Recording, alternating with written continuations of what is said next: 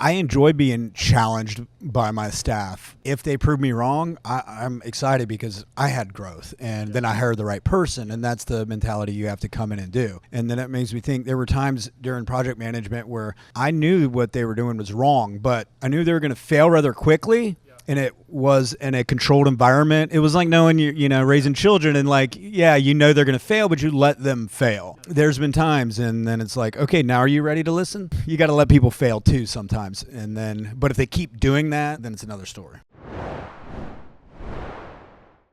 Okay, welcome back, Expandable. We're here again at Golden Meals. We had the chance to record a second episode, so we took it. Golden Meals here in DeLand. Wonderful food. Come check it out. Our first live event where we have a studio audience that is watching us record, which I have to say is a little weird, but we're going to roll with it. This is our decision. Okay, so this topic is stories from the field leading from the front. I've had this idea for a while for us to do a series of stories from the field, meaning, there's lots of experiences you have in your world, and they're different than the experiences I have in my world. Again, there's a similarity there, a crossover, but you leading a bank as CEO and, me working as an advisor to small and mid-sized companies, lots of stuff we've seen, right? So this particular one, I want to talk about leadership. Okay. And so if I ask you just, off the top of your head, what makes a good leader? What's the first thing that comes to mind? I mean, number one, being present, being reliable, and being consistent. Yes. And stable. You need to be that for your business. You need to be that for your employees. You need to be there. They can count on you. Mm-hmm. I would say that's definitely the first thing that comes to mind. Present. Yes. Yeah. I think that's huge because you're demonstrating what it should look like. You're out front, literally, there doing the work, demonstrating what you expect. Yeah. And then I find myself too, now my business is a little bit, I don't know what you could consider our bank. We are a bank, but we're a small bank in the grand scheme of things. Mm-hmm. But, I have executive officers and I have this. So I find myself a lot of times, executive officers, they're doing what they do best. But then I always pay attention to the new employees, people that are touching my customers. Mm-hmm. You always got to hear their responses first, too, because, in the banking world, you get so fixated on internal mm-hmm. or, you hear executives come up with their ideas, but you got to realize too, executives now have been how many years away from dealing with customers, and it could be easier for them, but not easier for the employees that are actually communicating and doing the work. So can you think of a positive example of how this has played out in your organization? And I asked for a positive one because I'm going to give a negative one. Okay. I mean, how have you seen, and you don't necessarily have to talk about how you've done it, but like how your other executives have done it, how you've seen your team lead, be present and be consistent and carry out this sort of philosophy. So we did a software conversion last year, and that is one of the most critical things in banks when they're switching software. It's something that every business in the world, over time upgrades their software or changes vendor, or you were on one level and now you have enough earnings that you can go to the second level. It's equivalent to like your local favorite restaurant tearing their building down and building a new building. It is. And everybody has to wait. While you're still serving food. Yeah. And so everybody has to wait until... It's more so that it's building a ship while you're still floating and while you're still driving. And so that was a very, very difficult situation. We planned, started a year in advance. And then as it was 6 months in advance, not only did we have leadership within, but getting outside project management and leadership. Mm-hmm. And so, our little bank, when we had a conversion, we had zero complaints. We didn't lose one customer over the deal. Yeah. Because it doesn't matter if it was your mistake or not when, a business operator, if they don't have access to view their account, they're going to panic. Yeah. It just instinctively comes in. They're going to, where's my money? Right. And so, so what attributed to that? What did your team do that really, because I know from the marketing side, I saw it, people at the end of it, we had unwarranted 5-star reviews come out of nowhere, which is totally unexpected. we've got a team that cares. Okay. That was the major thing, that cares. And at any time when you found people that were within our organization here that they didn't care, and that was breeding. It was evident. Yeah. Evident. Yeah. You really had to work that out, and so keep the morale up. Everybody goes up and down. You're not only learning a new system, you're learning a new way, new products. Meanwhile, taking it. So you and your team showing up, your executive team showing up, being consistent and being present. They were there. I think is what attributes to them showing up and being present and caring. It was because they see it being demonstrated. So the executive team, the staff knew that they were supporting them, and my executive team knew I was supporting them. Right. So when they came to me and they had an issue, concern, they were the ones doing it. So you've got to take their comments into consideration. Right. Even though there was times where I was on project calls, and there was project calls, and of course I'm not an expert in every one of the fields. I know a little bit about each one, but I would stay in and be on that. And for me, I would listen to the cadence of the project managers. And so when I go week to week, even though you can ask questions and then the responses will tell you whether or not that person did any research. Yeah. So early on when we would have project, because I hate having a meeting when nothing goes on. So we don't have many meetings at our bank. Right. That's where I think a lot of this financial fintech culture, and I've seen organizations, they're excited because they have stuff on their calendar and meetings. Yeah. Meetings don't do anything. Right. It's the action. They create more meetings usually. They do. And that's really, I think the last decade, that's where I can't stand to even look on LinkedIn anymore, because that seems like all it is right.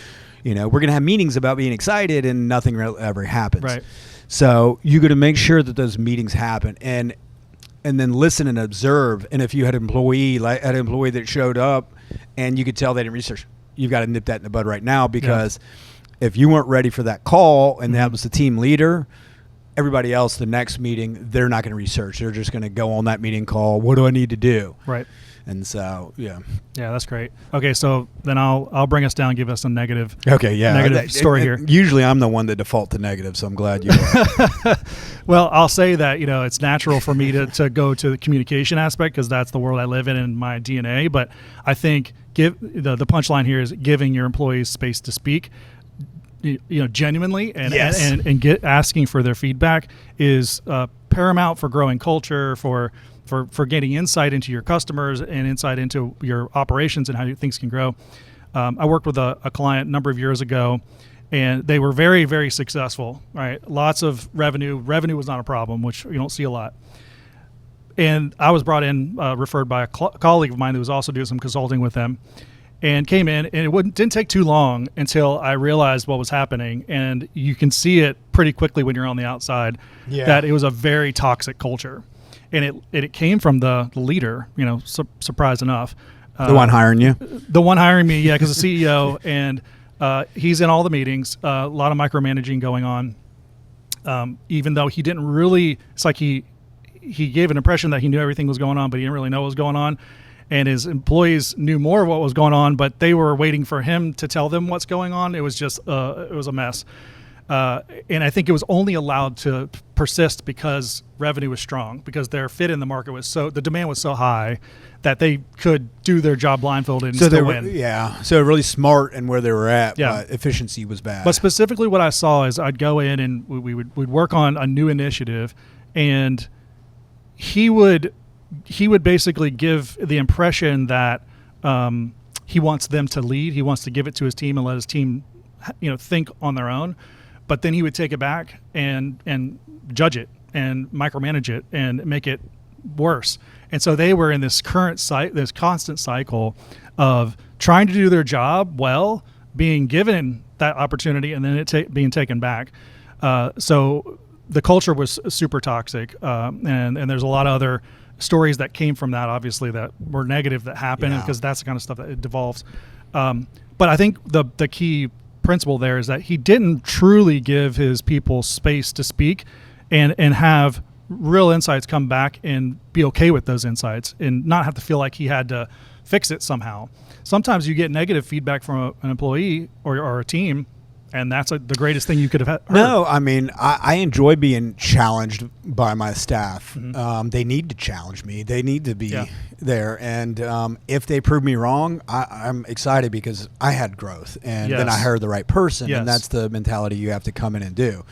And then it makes me think there were times during project management where, I knew what they were doing was wrong, but I knew they were going to fail rather quickly. Yeah. And it was in a controlled environment. Yeah. It was like knowing raising children and they're going to fail, but you let them fail. Yes. And so they'll learn more from that than you telling them how to do it. There's been times and then it's like, okay, now are you ready to listen? Mm-hmm. And so, you got to let people fail too sometimes. And but if they keep doing that, then it's another story. Yeah, I like that. I think your points are spot on. I think being there, being present, giving your employees space to think and breathe and fail. Actually did a podcast with a business owner months ago. We talked about the success of failure. Like you really should be looking to fail because failure is where you grow. It's where you learn. It's where you get all the really good insights. And I think we forget that sometimes. It's easier to feel like I want to control it and make it what it's supposed to be. I agree. All right, cool.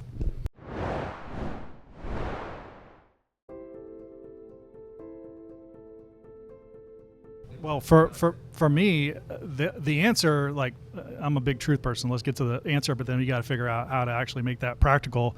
Is self-awareness, and self-awareness is really hard. You can't train it. I mean, I've definitely done a lot of research on it, and Josh and I probably talked about this at nauseum. Like, how do you teach something that should be innate? Some people just have it, overabundance of it. Some people don't have it at all. And the unfortunate situation, sort of like the one I was talking about, is you have someone who found a lot of financial success and naturally had to hire a bunch of people. So now you have all these people in a building working together, but has zero self-awareness, and no one wants to tell him the truth because they fear their job and they've got a good thing going there. So they just live in this toxic mess the whole time. I think that my role, I take it on sometimes where I'm like, hey, I don't care. I'll tell you. What are you going to do? Fire me? I mean, there's no more really that you can do. Honestly, in that situation, I remember sitting with his team. Finally, I basically said, listen, you don't need to be at this meeting. We're going to work on marketing and sales stuff. You go do the CEO stuff. And he butted out. And so when I sat down with him, I just straight up said, I was like, it's not lost on me that I'm like the 5th or 15th consultant that's come in here. And their eyes were just like, oh my gosh, I can't believe you just said that. It's sacrilegious. Like, how did you know? I'm like, it's not hard for me to see because I'm coming from the outside. Mm-hmm. And you have to make a decision for yourself at the end of the day. Are you going to stay or you're going to go? And if you're going to stay, what kind of impact are you going to make for yourself? Are you going to tell him the truth or are you not? And then, since you're aware of that, Manny, then clearly any relationships you have that, are critical to your Nor's business, I'm sure now you see that characteristics and like, well, I don't want to do business with them. Yep. I'm not going to rely on them, because when things are tough and I give them a call, they may not run their supplies down here for me or, do anything. And so I'm 46 and I'm so glad now that I have 20 years experience that feel like I know some trusted people throughout industries that have had 10, 20 years of consistency. Yeah. So it's just and it's not say consistency at one particular business. It's just they've been consistent and direct in their own life. Yeah, well, I think you've demonstrated loyalty to them. You got to, yeah, and they've shown it back, and so that's the culture that you've built. I think it's not more complicated than that. The way that you're approaching your business is going to be given back to you from your staff and your team.